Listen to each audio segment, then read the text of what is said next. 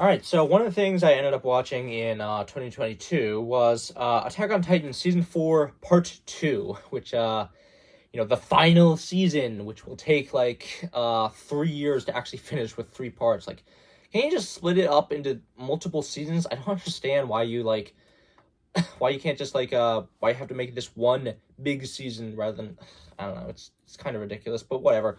Uh, Anyway, so talking about season 4, part 2 of Attack on Titan. So this watching experience for me was obviously different than watching season 4, part 1, because with season 4, part 1, I had not read the manga, but because I kept getting spoiled, went ahead, read the manga, and watched and read it before watching season 4, part 2.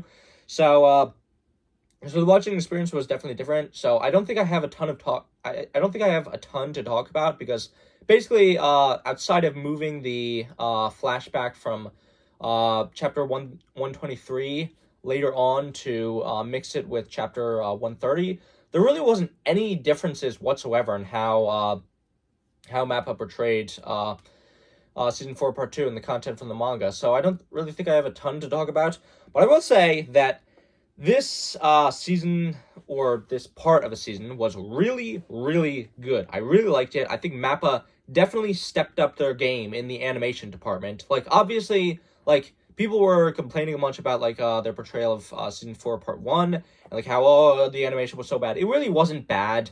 Like, it really wasn't.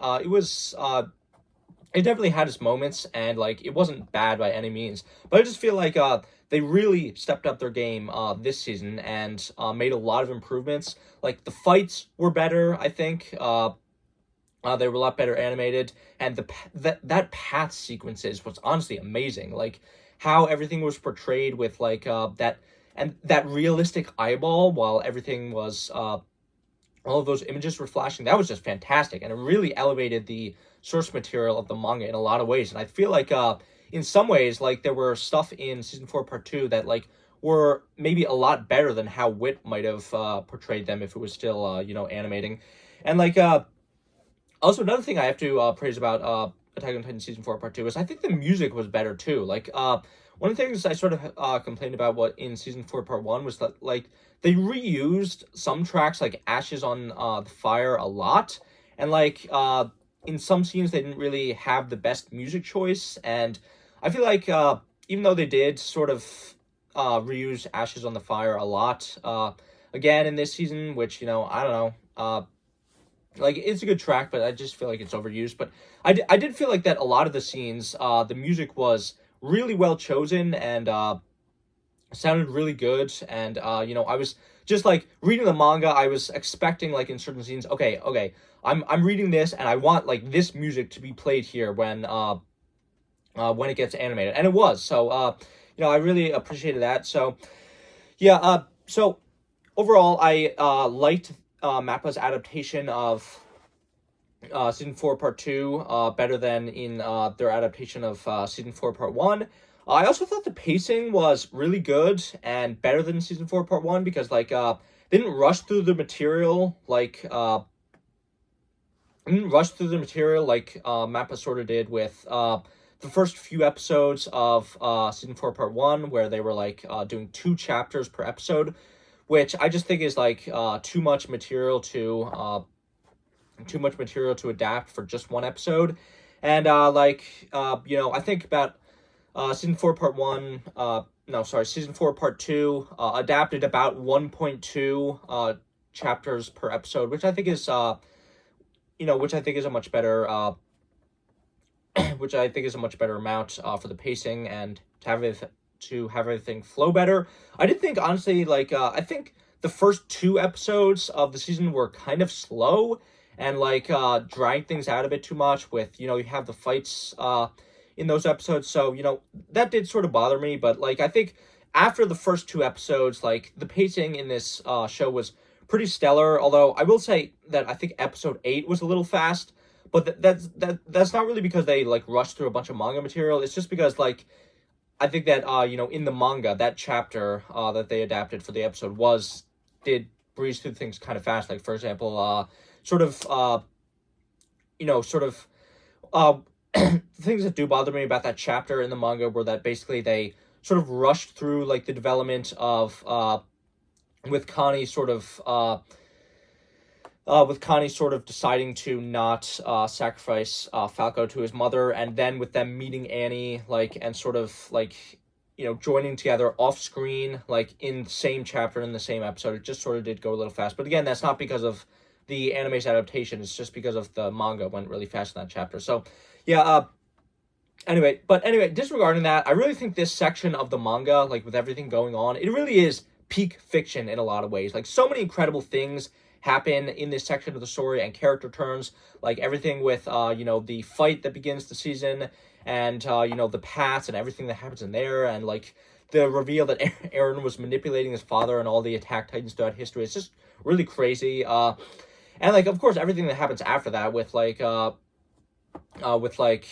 characters forming the the characters forming the Avengers and trying to having to trying to stop Eren, but having to fight against their own people. And like, I mean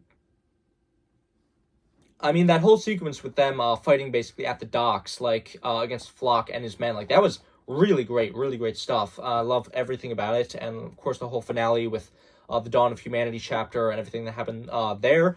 And of course, I really liked that they didn't just skip over like chapter 123 and everything that happened at it, because it is really important, even though you could technically cut it out. But it is just really great that they showed what happened with the scouts going to the other side of the sea for the first time. So I really like that material. I'm glad they did not cut it out, because it looked like they were skipping it originally. But anyway, they did adapt it in the end, in the finale. So I really like that. But anyway, I didn't really have much concerns about this section of the story, because it is just like so good and really is some of Hajime Isayama's best work. But it's really part 3 that concerns me, because the remaining section of the story yet to be covered by the anime is really where the problems start to mount up. Like, obviously there is some good stuff coming up, like chapter 131, which should be adapted in the first episode of part 3. I really like that chapter. I think it's one of the best chapters of the whole series. But like, yeah, there really is a lot of problems that mount up with the ending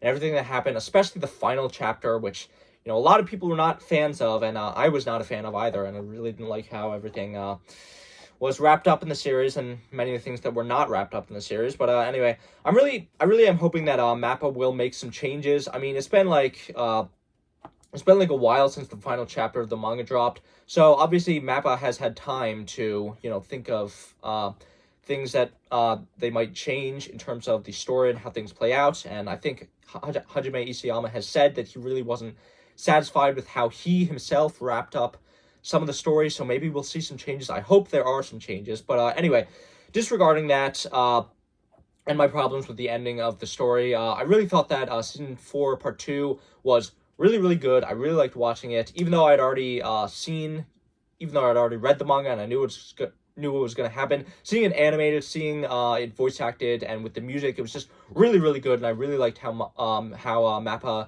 adapted it, and I didn't really have almost any issues with it. So yeah, really liked season 4 part 2. Thought it was really good. And yeah, the story right now, as it is right now, regardless of how it ends, like, Attack on Titan is just really good, and this part was just really good, so really liked it. Anyway, so that's what I thought of season 4 part 2 of Attack on Titan. If you have your own thoughts, please be sure to leave them in comments down below. Like, share, subscribe. This has been the Aromantic Shipper, and as always, remember, just because you can't feel love doesn't mean you shouldn't want other people to. Bye!